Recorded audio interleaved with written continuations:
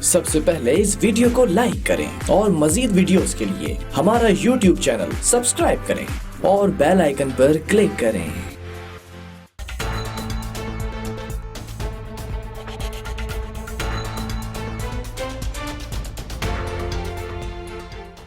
Welcome back नाज़रीन। Corona के हवाले से जो लॉकडाउन की सूरत हाल है, इसमें दो हुकूमतें आमने सामने नज़र आती हैं, सियासी कशीदगी नज़र आती है।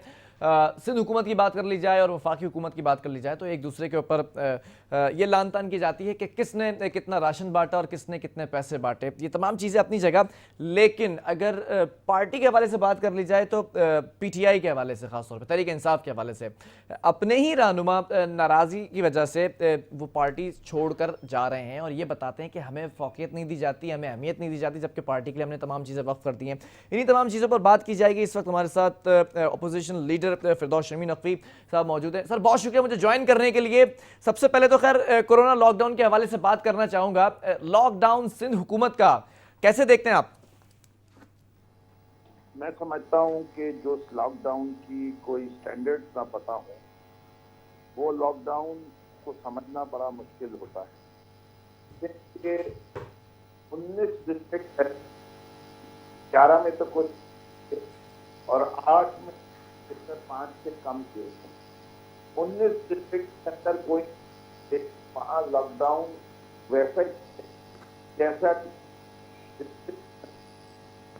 500 से ऊपर की, तो मेरी समझ ऐसा लॉकडाउन बाहर। हम बार बार ये वो बता दीजिए जिसके ऊपर आप लॉकडाउन को कर्फ्यू में तब्दील करें और सीलिंग पे तब्दील, और वो कौन सा जिससे आप लॉकडाउन कर, वो अमवात से लिंक है तो आप वो अमवात की तादाद बता दीजिए। लेकिन हुकूमत स्थित जो है वो इससे खामोश है। अच्छा, लेकिन ये कहा जा रहा है कि अमवात बढ़ती चली जा रही है, केसेस बढ़ रहे हैं, लोगों का रश होगा जितना ज्यादा उतने केसेस बढ़ेंगे। बात मुकम्मल करने से फिर उसके बाद आपका सवाल बोलेगा। मैं समझता हूँ सोशल डिस्टेंसिंग मस्ट है, तमाम वो सोशल डिस्टेंसिंग जिसके मैसेज पे कोई नेगेटिव असरात नहीं आ रहे हो, उसको तो जारी और सारी रखें। जैसे स्कूल कॉलेज सभी बंद रख दी जाए, इससे कोई मसला नहीं। मेरे लिहाज से मसाजिद, इमामबार गए, जिस तरह मंदिर, इसको भी बंद होना चाहिए। तो ये सारी चीजों पे कोई नहीं। अब आपका जो दोबारा रब्ता किया जाए, आवाज़ मुझे क्लियर नहीं हो रही है और नाज़रीन को ऑब्वियसली नहीं हो रही क्लियर। दोबारा जो है वो अपोजिशन लीडर से बात करने की कोशिश करेंगे। कुछ दिलचस्प गुफ्तगू होगी क्योंकि कोरोना के हवाले से सिंध हुकूमत इक़दाम कर रही है, लेकिन वो इक़दामात पसंद नहीं आ रहे हैं वफाकी हुकूमत को, और वो इक़दामात ये भी बात है कि आवाम को भी नहीं पसंद आ रहे हैं। जो जो अहकामात की खिलाफ वर्जी करते हैं उनके साथ सख्ती भी की जा रही है। ये तमाम चीज़ें हैं। वफाकी हुकूमत कैसे देखते हैं? दोबारा ज्वाइन किया मुझे अपोजिशन लीडर फिरदौस साहब ने। फिरदौस साहब, बहुत शुक्रिया मुझे ज्वाइन करने के लिए दोबारा। ये जानना चाहूँगा मैं, सिंध हुकूमत राशन तकसीम करने के मामले पर बड़ा स्ट्रॉन्ग मौक़िफ़ अपना रही है कि राशन तकसीम कर दिया गया है। क्या वाकई सिंध के लोगों को राशन मिलना शुरू हो गया है? सर, कि मैं पहली चीज तो ये बता दूं कि राशन जरूर सिंध में तकसीम हो रहा है जी, और वो हमारे शहर, हमारे सूबे के मुखय्यर हजरात के मरून मिन्नत है। सिर्फ जहाँ शिकायत होती है कि हकायक रमजान की आप रमजान जो जिम्मेदारी हुकूमत वक्त की है, अगर वो जिम्मेदारी उसने NGOs को दे दी, फलाई इदारों को दे दी, उनको फंडिंग कर रही है, तो वो बताते कि कितने कितने फंड उन फलाई इदारों को दिया। देखिए, जब भी कोई किसी को इमदाद देता है तो इमदाद देने वाले के ऊपर फर्ज बनता है कि वो उसको क्रेडिट दे। अगर सैलानी, FIFA, Karachi relief trust, TV, ये सब हजरात ने जितने जितने राशन बांटे उनका क्रेडिट उनको जाना चाहिए। ये बुरी बात होती है जब हुकूमत सिर्फ उनके बांटे हुए राशन को अपने खाते में लाती है। अच्छा, वफाकी हुकूमत इस हवाले से क्या कर रही है कोरोना के हवाले से?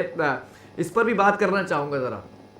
सर, अगर आप इसके खबर नहीं रखते कि वफाकी हुकूमत ने 144 अरब 12,000 रुपए खानदान को बांट दिए कि जाओ अपना राशन को खरीद के ले आओ, दुकानें खरीद, जी। तो अब इसके ऊपर मेरी तो कोई कसूर नहीं है, वो तो बस मैं आपकी लाइल्मी की तारीफ ही कर सकता हूँ। नहीं, आप बिल्कुल तारीफ करें, लेकिन इस पर भी बड़े तहफुजात हैं। सिंध हुकूमत जो जिस तरह से सवालत कर रही है, वो भी आपसे हिसाब पूछते हैं कि कहां पर 1200 अरब रुपए जो कहा गया था कि खर्च किए जाएंगे, देखिए, कहां खर्च किए मैं सर?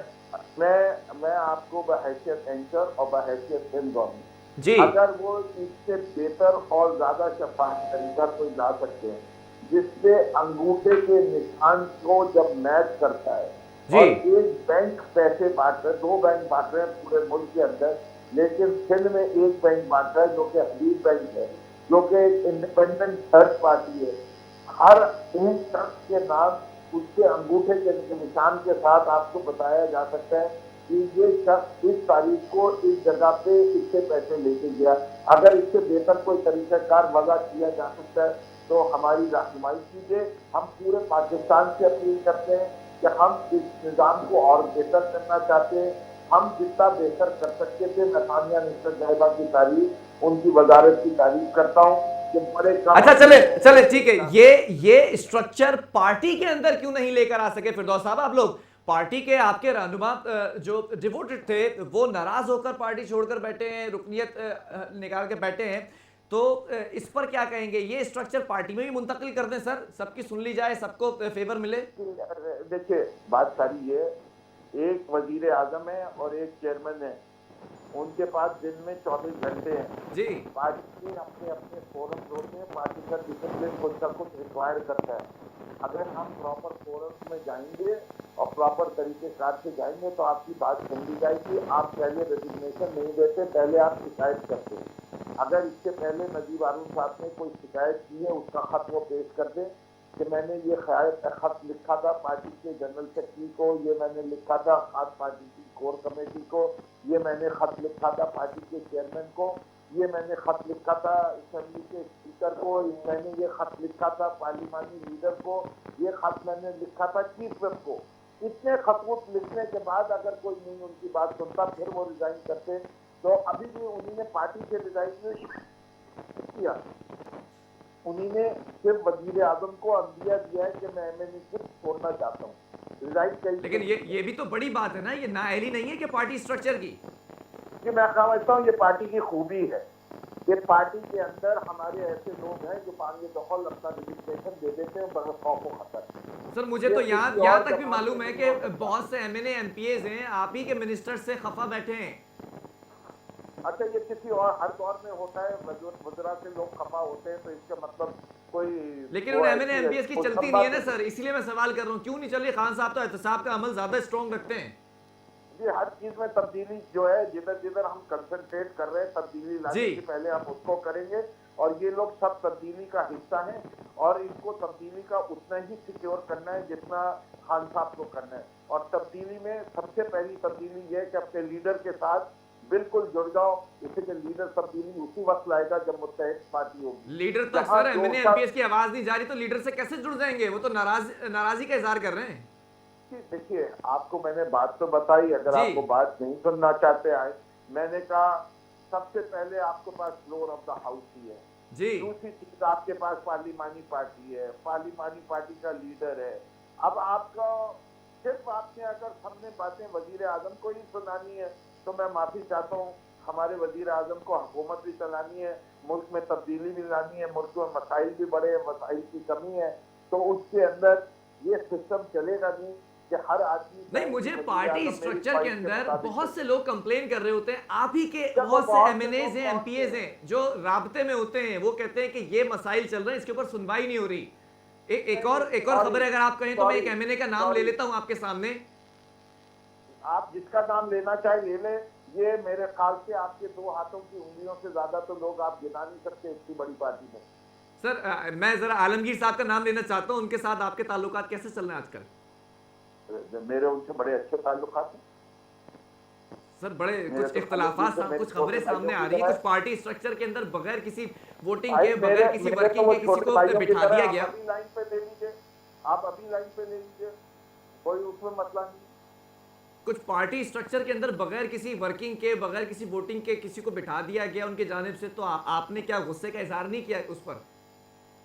देखिए, ये मैंने कोई गुस्से का इजहार नहीं किया।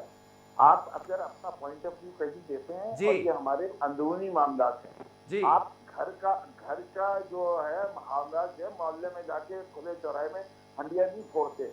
ये कोई ऐसे मसाइल नहीं है जिसको मैं टीवी नहीं, ये मैं एक छोटी सी मिसाल दे रहा हूँ कि बहुत से ऐसे भी मसले हैं जो एमएनएज एमपीएस शिकवे कर रहे हैं कि आपके मिनिस्टर्स की ज्यादा सुनी जा रही है। मियां बीवी में भी लड़ाई होती है, ये नहीं होता कि फिर उसको जाके पूरे मोहल्ले में और पूरे शहर में बयान की जाए। सर, ये मियां बीवी का मसला नहीं है ना, ये आप इलेक्टेड नुमाइंदगान हैं, आपको इलेक्ट किया गया है। तो हमें तो किया गया, तो इसका मतलब ये हम इंसान नहीं है। सर इंसान है, लेकिन जब हैसियत आप काम कर रहे हैं इलेक्टेड पर्सन के, तो वो मामला अलग हो जाता है। मैं आपकी पर्सनल जिंदगी के ऊपर सवाल नहीं कर रहा, निजी मामला में सवाल नहीं कर रहा, पार्टी के अंदर जो कंप्लेन की जा रही है उसके ऊपर बात कर रहा हूँ। जो है वो मेरा पर्सनल मामला है, अब मेरा पर्सनल मामला है, उसका पब्लिक से कोई ताल्लुक नहीं है। पार्टी मेरा खानदान है, पार्टी कोई पब्लिक वेंचर नहीं है। लेकिन अगर आपके एमएनए एमपीएस के मुतालबा करते हैं, उनकी नहीं सुनी जाती और मिनिस्टर्स की सुनी जाती है, तो ये किसका मामला है? ये जो है एमएनए एमपीएस, ये पार्टी का मामला है, वो पार्टी के अंदर बयान करे, वो आप पब्लिक में नहीं कर सकते, वो पार्टी के डिसिप्लिन की वायलेशन कर रहे हैं। चले, सॉरी, बहुत शुक्रिया फिरदौस शर्मीन नकवी साहब हमारे साथ इस वक्त। ये इख्तियार नहीं है। ठीक है, बहुत शुक्रिया फिरदौस शर्मीन नकवी साहब, अपोजिशन लीडर हमारे साथ मौजूद थे। एमएनए एमपीएस की अगर बात नहीं सुनी जा रही है और उस पर लॉबीज बन चुकी हैं और मिनिस्टर्स की सुनी जा रही है, मिनिस्टर से नाराज भी हैं बहुत से एमएनए एमपीएस, तो ये पार्टी का अपना अंदरूनी मामला है, इसको ना छेड़ा जाए, बकौल फिरदौस साहब के। बहरहाल यहाँ पर एक वक्फा लूंगा, इसके बाद एक और स्टूडियो शामिल करेंगे।